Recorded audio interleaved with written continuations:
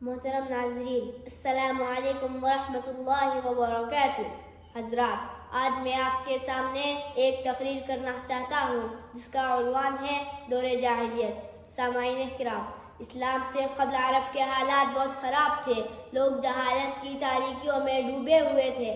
عرب میں معاشرتی، تمدنی، اخلاقی کمزوریاں اس حد بڑھ گئی تھی کہ وہاں کے رہنے والے انسان برائے نام ہی انسان رہ گئے تھے۔ شراب پانی کی طرح پی جاتی تھی۔ امیر آدمی کی بیٹی کو پیدا ہوتے ہی زندہ درگور کیا جاتا تھا اور غریب آدمی کی بیٹی کو پیدا ہوتے ہی زندہ رکھا جاتا تھا کہ امراء کی ہوس کو پورا کرے۔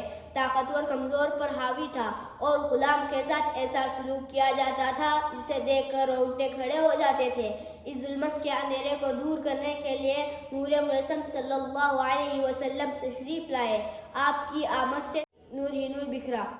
اسی پر میں اپنی تقریر کو ختم کرتا ہوں۔ وآخر دعوانا الحمدللہ رب العالمین۔